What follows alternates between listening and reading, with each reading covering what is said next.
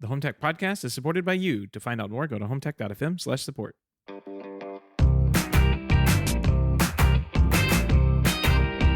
This is the HomeTech podcast for Friday, January 8th from Denver, Colorado. I'm Jason Griffin. And I'm Seth Johnson. Jason, Happy New Year. Happy New Year to you.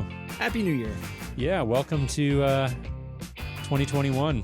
Starting off with quite the bang today. Yeah. Here, Wednesday, January 6th.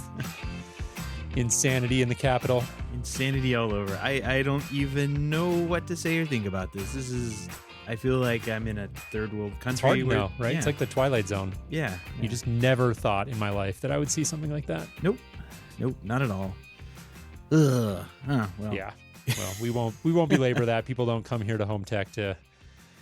They can get that from plenty of other places. How was your New Year in brighter news? In brighter news, New Year was great. I had a great news. How about you? Did you pop any fireworks? It was good. We did not do any fireworks. I took the week off. Generally, I did a little bit of work, but took the week off between Christmas and New Year. So nice. Really just laid low, hung out with the kids. My wife and I had originally planned to do kind of a staycation at a really nice resort here in Denver that has all kinds of Christmas activities, but we had booked that several months ago when things were looking a little better and ended up canceling for obvious reasons. So yeah, just laid low. We did a prime rib on Christmas and it was so good. We liked it so much that we did another one on New Year's. So we ate well. Nice. Yeah, we stayed inside. We cooked boeuf bourguignon. I don't know if you've ever had that. Like it's a favorite dish around the house. It's a French beef stewish kind of thing. I was going to say, sounds very French. Yeah, it's beef and potatoes. So you're speaking my language there. Yeah. It's a little complicated on like how to. Well, it's not that complicated on how to cook it, but it does take some prep time to do. And no fireworks though. I didn't do any fireworks this year. Good. That's probably a good thing. We did have now. I did make a pretty expensive mistake this year, though. Along with the French dish, we had to get some French champagne, right? So we actually, I don't know if we were gifted this thing, but we had a bottle of that Veuve. I don't know. It's like you'd recognize it if you saw it in the store. It's like an orange label. I know of it. Yep. Yeah, it's like the $50 bottle of bubbles. Yeah, it's high end, high class. Yeah. Well, it only took like a sip, and and I got sent back to the store for some more. So it's a pretty expensive mistake to make. Oh, I see. Okay. Yeah, from now on, that's I guess that's what we're drinking. I don't know how long I can afford a $50 bottle of champagne, but oh, that's funny. Cool. Well, good stuff. I before we jump in here to the show, wanted to quickly mention in light of the new year. A lot of people are thinking about resolutions and kind of getting your productivity together is a pretty common one. And I wanted to plug very quickly a white paper, Seth, that I put out on a personal blog I started. I haven't talked about a lot on the show, but over at pillarsofimpact.com. And this white paper is called the TAP Method. And this is a kind of an aggregation of a lot of principles and techniques that I've thought about and developed over the years in terms of just being able to stay on top of things and manage follow through and kind of deal with the complexity and chaos that so many of us do in our day-to-day work. And so this is a free white paper. Put a lot of work into this, had a great designer help me, so it came out really beautiful. It's a quick, light read. Would really encourage people to go check it out. And you can find that at pillarsofimpact.com/tap, TAP. So go check that out. Site's looking good. You've been working on this for a while. You've let me know that you were working on this a little while back ago, and then like it's looking good, man. I just opened the website; it looks great. Yeah, it's really come together.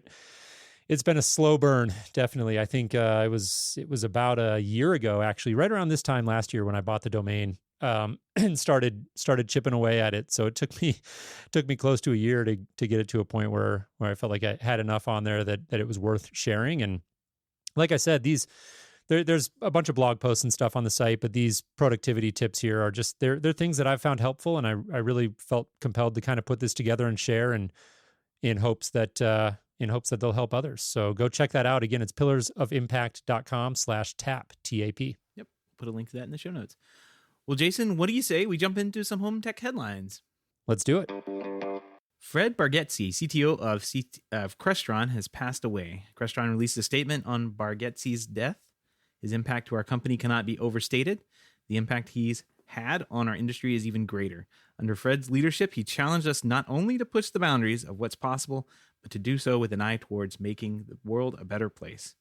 So pretty sad news coming out of Crestron. Yeah, it is. I never got to know Fred, but he's obviously really well known and highly regarded in the industry. I certainly saw him around at trade shows and stuff. And this was really sad news. Only 52 years old, and that's just so young. Too young. So young. And so he had just celebrated his 30th anniversary at Crestron. Says he leaves behind a legacy of innovation, creativity, enthusiasm, and kindness that has helped shape the AV industry into what it is today. So there's been a big outpouring on social media of condolences and sort of tributes to Fred's legacy. And if you're part of the industry, definitely this was a loss for all of us. He was a really massive contributor to not just Crestron, but the industry as a whole. So he'll be missed. CTO, so the over the entire organization of the technology that Crestron puts out, that's not understated. That's a big job. I mean, looking at Crestron's website, I am just floored every time of the breadth of product that they offer across the industry, like across both residential and commercial. It's simply stunning what that crew can do and put out. Like, just, it's amazing. It's absolutely amazing what they do. So yeah, agreed. Moving on from there into different topics here. Samsung Electronics is touting its groundbreaking 110-inch Samsung Micro LED in the run-up to CES 2021, which, Seth, starts next week. That definitely crept up on me with it being a all-digital event this year. Unlike any other displays currently available on the market, the Samsung Micro LED delivers astonishing color, vibrancy, and brightness with self-emissive LED display technology. And so you might recognize this technology. It was first introduced in the form of the wall, the big configurable modules that could be installed professionally. With this new 110-inch Micro LED, Samsung is delivering this experience for the first time in a traditional TV form. So pretty interesting stuff. Interesting. It's like a wall, but a little wall, a micro wall. It's like they should call it the micro wall. I don't know why they're calling it Micro LED. Maybe you should apply for a job there. I should. Marketing. Such a great marketer. Yeah, this is the one, if people remember, has all the, like, it had all the modules, the little panels that would all get put together. And they had the massive wall up at trade shows. And so they've kind of scaled this technology down now into a prefabricated form, so you don't have to deal with putting together all the modules yourself, according to this press release. And they'll be bringing this into this is a prefabricated home or a prefabricated offering is what they're calling it. I'm trying to think it would be good for like a home theater, but I don't know. Like it seems like if you just want a big giant TV, like it doesn't seem like, and maybe home theater people can reach out and let me know if I'm thinking like wrong about this, but I would think like in a theater you'd want something like you'd want to put the speakers behind the screen. You couldn't do that with this, obviously. You'd have to redesign where the speakers went. And then I don't know, maybe for like the lumens and everything that this thing can do, that's, if you're going for video quality, sometimes you have to like stack projectors to get super bright whites and that kind of thing. Like maybe this performs a little bit better than a projector would. So I don't know. Yeah. As always, there's going to be pros and cons and trade-offs, and I'm sure one is not objectively better than the other as far as this versus a high-end projection. All depends on your unique situation and preferences. But yeah, this Micro LED technology, I admittedly have not stayed up completely on it, but my understanding of it is that it really has the benefits of being able to deliver like the really deep black levels and very precise levels of brightness that OLED's known for, without some of the, I guess, risks or perceived risks of burn-in and things like that can be associated with OLED. So pretty interesting technology. Yeah. So a nice 110-inch theater screen. But by modern, like 10 years ago, I'm saying 10 years and laughing. Longer than that ago, when I was putting in home theaters, it was 110 was pretty common. 120 was pretty common. Like, and nowadays, I think the modern projector screens are a little bit wider than that. Yeah. But it will still give you a good image, I'm sure. Yeah. Kevin, and one last thing on this. Yeah, I was going to say, Kevin makes a good point with the theater as far as projection goes. Certainly a valid point, Seth. Getting those speakers behind the screen can be very ideal in certain theater settings, but even then you got to make sure that you get a perforated screen. Right. So they're not all perforated, so buyer beware. But yeah, it is a fair point. Like I know in a lot of the higher end theaters, you want that center channel coming from right behind the screen, and a perforated projection screen will let you do that. Right. Well, speaking of Samsung, you ever wonder if you're holding your plank properly, Jason, or if you're squatting deep enough? Every day I do, Seth. Every day. Every day. Well, if you wished there was something that could accurately keep track of your reps, Samsung's latest TV might be able to help. A new feature in the company's just announced Q7 series called Smart Trainer uses the camera to help count each push-up and analyze your form. It's part of Samsung Health app that launched on the company's TV last year, and select models will get the new feature. Kind of cool. I mean, yeah, interesting. It feels like, it might be a little gimmicky at this stage. Like, I don't know. I haven't used it, obviously, so it's hard to say. But this article from Engadget said that the author said that she had used it and had fairly good things to say about it. You do have to get your own camera, evidently, so it's not built-in camera. And I don't know. Like, I thought this was an interesting story, just more for like the future possibilities of this sort of thing. I suspect that the functionality will be a little bit limited now. The story also talks about content. So it's going to launch with about 24 workout videos available, and they'll obviously be looking to ramp that up. There's the privacy question, as Eddie points out, just what we want Samsung to be watching us, while we're working out. I don't know. That doesn't concern me as much, but I think it's just an interesting application of technology. I'm generally interested in at-home workouts, at-home gym setups. I think that's going to be one of those things that with COVID has grown in popularity, but I suspect that'll be one of those trends that we've talked about that kind of sticks around after. Once we can hopefully get back to normal, I suspect many more people will be working out from home than were before, proportionally. Right. And so I just thought this was an interesting angle from Samsung. Yeah. This seems, I mean, it's one of those accelerated things, like this workout from home thing the Peloton is a good example. Like that was becoming super popular. And then all of a sudden the pandemic hit and got to be really, really popular. I know many people that have those now. But I wonder, this doesn't feel like there are plenty of gimmick things that I've seen come along with technology. And actually just doesn't feel like one. Maybe it's like a Me Too, but like it doesn't feel like a gimmick.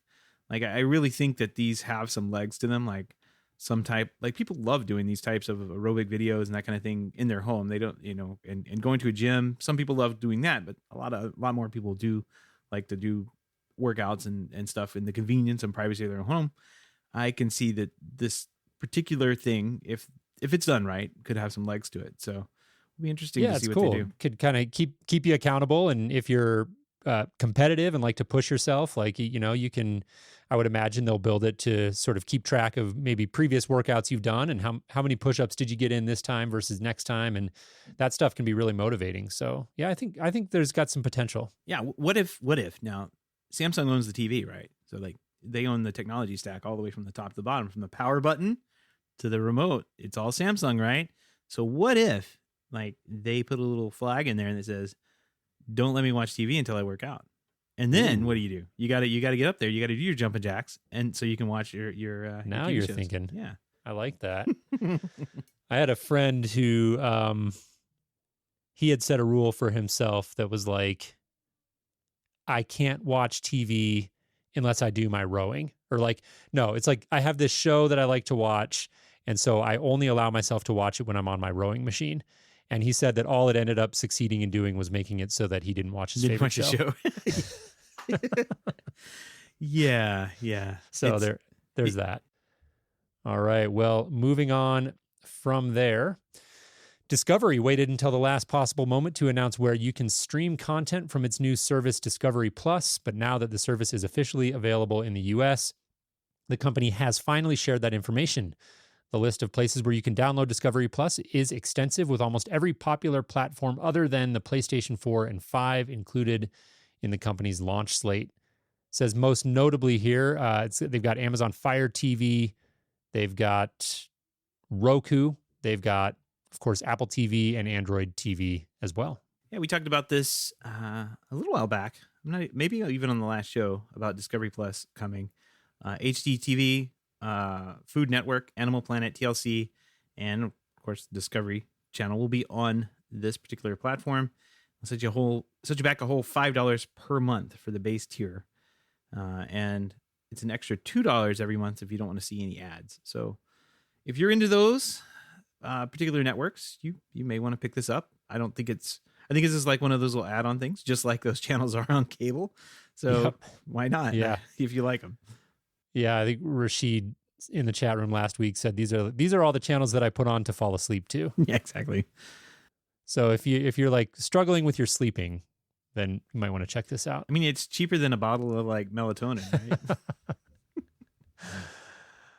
Yeah, I knock it. I don't have anything against these channels. I don't particularly watch them, but I get it. And it $5 a month, $7 a month, like this, they'll find an audience with this. Right. Yeah, they're for somebody. And if I want to say that even like some of those platforms are available on even some of the more free streaming tiers. I don't know. Like I have to go look up like the Can I Stream It thing website again and find out where you can watch some of those channels. And maybe they're not. Maybe this is like the only place you can get them if you have the cable cut and you're not on like Comcast or anything like that.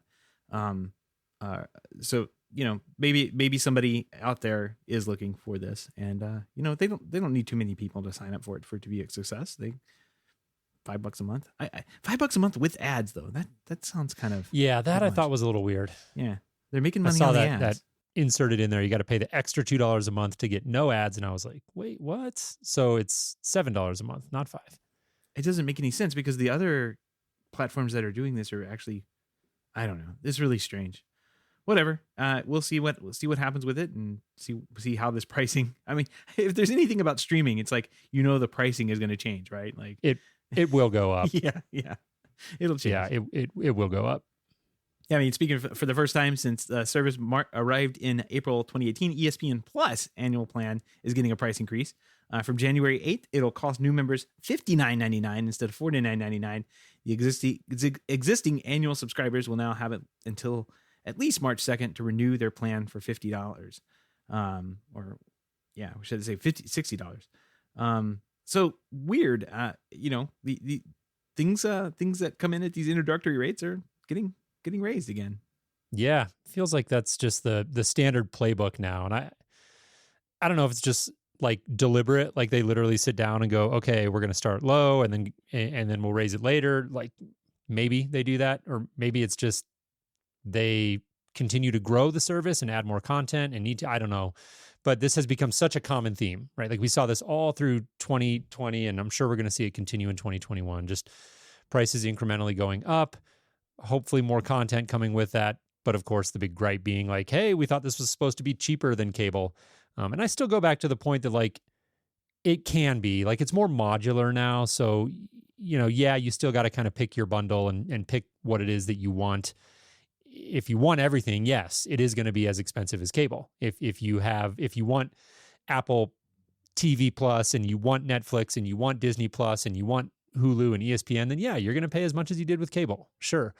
But you have more options now to keep that price lower. But, along these lines, like this story talks about, Disney's announced pricing increases for all of its streaming services. Hulu went up, with live TV went up by $10 in December. We had the Disney Plus announcement that's going to cost $1 more starting in March. And then at some point next year, the story mentions that Disney's going to be adding ESPN to the Hulu interface. So we don't know if that'll come with any additional complexity or anything there. But if it's added to the Hulu interface, it'll be more complex. I'll give you that. Yeah. Awful. As if that could be. Yeah. We'll have to keep an eye on this. Speaking of pricing, Jason, I don't know if you saw this Peacock pricing that kind of floated by. Peacock has this on peacocktv.com/plan/ I guess they picked up The Office, right? So like they're the only place you can watch The Office now, and they have adjusted their pricing plans to be basically how much of The Office you want to watch. Literally based on the Office. I'm seeing that here.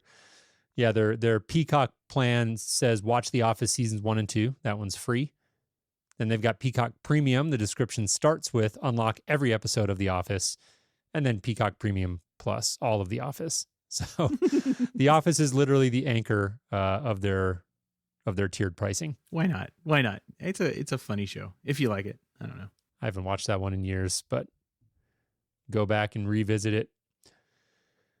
Well, moving on to our final headline this week, the FBI has issued a public service announcement warning U.S. residents about swatting attacks taking place via smart home devices, primarily video surveillance cameras and voice control compatible devices. According to the PSA, swatting is a term used to describe a hoax call made to emergency services, typically reporting an immediate threat to human life in order to draw a response from law enforcement and the SWAT team to a specific location. That's messed up. I had no idea what swatting was. Yeah, that's one of those old internet troll things where they would figure out where you were and SWAT you. It is messed up. It is very messed up. People have actually died from that kind of thing. So interesting that the FBI has issued this. I guess it involves. I'm not sure how this would work. Like, is it because the cameras you can get into the cameras and see if somebody's home and say something? Yeah, so the connection wasn't totally clear to me either, but evidently all this is really saying is that if they can hack into your camera and they can see you, they'll target you because then they can get the video footage of it happening. And that's funny, and they can go put that on their, like send that out as a video or whatever. So it's really the connection to the camera is really just about being able to record it as it happens. The voice control thing, I didn't quite get the connection on that one. Maybe it's just trying to hear the audio, but yeah, they just want to be able to record it basically. What weirdos. Awful people. Kind of sick. Yeah.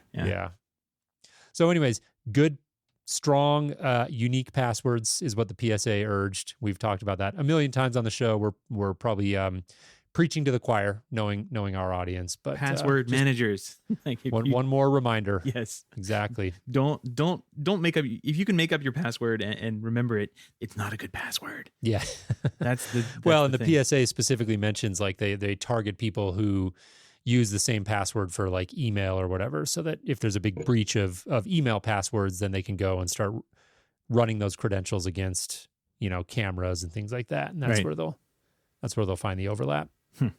Well, that's wonderful. We started this day off on a horrible foot. Now we're on another one. Okay. Yeah. Well, yeah, full of bad news this week. Well, Peacock, they have The Office. Woohoo. Yeah. All the links and topics we've discussed tonight can be found at our show notes at HomeTech.fm/334. While you're there, don't forget to sign up for the weekly newsletter, which includes even further analysis as well as other industry news that may or may not have made the show. Again, the link is HomeTech.fm/334. Absolutely. And don't forget, you can join us live in the chat room on Wednesdays, typically starting around 7:30 p.m. Eastern. Find out more at HomeTech.fm/live. Well, Jason, no nothing in the mailbag this week, but we do have a pick of the week that says show recommendation for Seth. I got this week's recommendation. So, and it's very timely, Seth, because I notice you're wearing a NASA shirt as we're sitting here recording tonight. And so this show was recommended to me by my brother, who's a pilot, and it's called The Right Stuff. Have you watched it? I actually have not watched this. It's been on my list of things to watch forever. It's a good one. I'm not all the way through, but I'm about halfway through, and it's about the Mercury 7. Yep. So it's an astronaut show, and it's really well done. It's one that you could get into presumably with your wife. I don't know her well, but it's got enough of the character development to not like you don't have to be a space nerd to enjoy it, right? It's a well done show that I'm really enjoying. So you should go check it out. It's a good one. This is over on Disney Plus right now. It is. Yeah. Yep. It's under the National Geographic, part of the Disney Plus. Yep. Yep. So I will put that on my list of things to see. No, my wife does not. Well, I mean, she does. She does share the interest in like watching rocket launches when, not I guess as much as I do. And my daughter loves to watch them on TV, partly because that's mostly the only time she gets to watch any TV. But like that's she does love watching rockets go up, and we've sworn up and down that we're gonna drive over. I mean, they do them so frequently now. Like used to, there would be like a rocket launch or kind of like a space shuttle launch every so often. But I mean, there are multiple launches per month, and most of them, or a few of them, are the SpaceX ones, which, I mean, I don't know. Yep. We haven't really talked about that much in a while, but I mean, they are still chucking those Starlink satellites up there. So those come up and then they come back down and land, which is always really cool to see and hear and feel while you're there. So we've threatened a couple times to go over and see them, but I'm going to have to put this on the list and watch it. So if you're saying it's good, it must be pretty good. It's a good one. Yeah, it really kind of gives you an interesting perspective on like how big of, because now like you're just talking about it and, going into space, it's seen a bit of a resurgence, I would say, in popularity with everything going on with SpaceX and all of that. But it just doesn't feel like watching the right stuff. It just seems like back then this was huge. It was everything. And these astronauts were like total rock stars. And so it's just really interesting. You get into some of that dynamic, and that part's cool. There's another one that, I guess, to stay on the bad news train here, the Challenger final flight on Netflix. Oh no, I haven't seen that one actually. That's another good one. That's a pure kind of documentary about the Challenger disaster, and I watched that one recently, and it was really interesting as well. You might enjoy that. Interesting, yeah. I guess it hasn't popped up. I'm not on Netflix. We kind of like go in and it doesn't really. I think the algorithm's all messed up, right? Like it doesn't really show us what I want to see very often. We're mostly in Disney Plus these days, kind of bouncing around shows there. So I don't think the Netflix, and we have like a back catalog of Netflix shows to watch. So we really never get off that my list or see anything else. So yeah, I'm going to add this to the list too. Yeah, check that one out as well. Yeah. I think you'd like both of those. I definitely would. Thank you. Thank your brother. I've been on a little bit of a space kick here myself. So all right. Well, you have to. Have you seen the one over on Apple TV Plus? I think you started that one. Okay. Yeah. Yeah. We watched that one a while back on your recommendation. Yeah. Good show there too. And I think that show shortly should be popping up on like their second season. So, I will keep an eye out for it.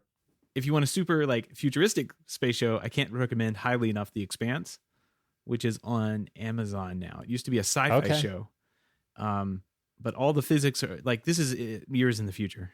And it's all what's really cool is all the physics are right. Like if they had these, super fast engines that they could power around the, solar system in a couple of months with, and like what it would do to your insides if you like slammed on the gas a little bit too hard. Yep. That's it has all the physics correct in that. Yeah, Greg's pointing out it's a great Canadian show. It absolutely is a great Canadian show. It has a lot of good political stuff in it. It's like there's 3 different types of shows that are inside this one show. There's the politics side, there's the like space pirate side, I guess, and then there's like this sci-fi alien side of it too. And it's been going on for this is like a book series, so it's kind of hard for me to like keep up. There's a huge book series that's behind it, and it's been going on for a couple of seasons now. I think they're on like their 5th season or 6th season. And it's I think this is their last season. I'm not sure, but it's well worth the watch. It's a long watch. Some of the episodes are boring and slow, as like these epic ones are, but epic shows are. But yeah, definitely worth the watch if you haven't seen it. Cool. Yeah, I added it to my list. Trading spaceship shows tonight. Yeah. Yeah. No kidding. Good stuff. All right. Well, if you have any feedback, questions, comments, nerdy space shows, picks of the week, ideas for a show topic or guest, give us a shout. We'd love to hear from you. Our email address is feedback@HomeTech.fm. Once again, that's feedback@HomeTech.fm. And we want to give a big thank you to everyone who supports the show, but especially those who are able to financially support the show through our Patreon page. If you don't know about our Patreon page, head on over to HomeTech.fm/support to learn how you can support HomeTech for as little as $1 a month. Any pledge over $5 a month gets you a big shout out on the show, but every pledge gets you an invite to our private Slack chat, The Hub, where you and other supporters of the show can gather every day and talk about how to find a component FM tuner for Greg. I don't know if he ever found one. I think he did, but we were looking all over for that thing. Evidently, it's really tough to find just a standalone FM, AM, FM tuner. Like, they don't exist anymore. Yeah, I remember they used to be everywhere, but now not so much. Yeah, I can't think of one that I've seen in years. So Greg's with us live in the chat room here. Maybe we'll hear from him in a second on that. We ended up on Alibaba. I mean, it was that bad, but I think he found something. I'm not sure. Good. All right. And if you're looking for other ways to support the show, we'd love if you would leave us a review on iTunes or in your podcast app of choice. Those reviews definitely help more people find the show. So if you enjoy what we do here on the podcast, please take a minute to do that. We would really appreciate it. Yeah. Well, that wraps up another week, the first week of Home Tech in the new year of 2021. The optimistic year is what I'll call this one. How naive we were. It's not getting off to such an optimistic start here, but at least not on our show. It only has up, you only have one way to go, and that's up, right? So like it can only get, I mean, it could get worse, but it can only get better. That's the optimistic side of this year. So let's just pretend that's, what's going to happen, and we'll all be better for it. Yeah, no doubt. All right. Well, Seth, fun sitting down and recording with you here tonight. I'm going to go try to find like a comedy show or something to watch to lift my spirits after this one. Yeah, I'm going to turn off the TV for sure tonight, and I'll turn it back on tomorrow morning and see what happens. Maybe watch The Office. Yeah, watch The Office. What was that? I'm going to find, I guess it's Hulu had the yada, yada, yada button that you could press. And yeah, there you go. Exactly. Fire that thing up and just start watching Seinfeld. Yeah, indeed. All right. Well, we'll be back next week. We've got CES coming up, so we'll look forward to diving into that. Seth, I hope you have a great weekend. You too. Have a good weekend, Jason. And thanks everybody for joining us in the chat tonight. We'll talk to you guys later. All right. Thanks everyone. Take care.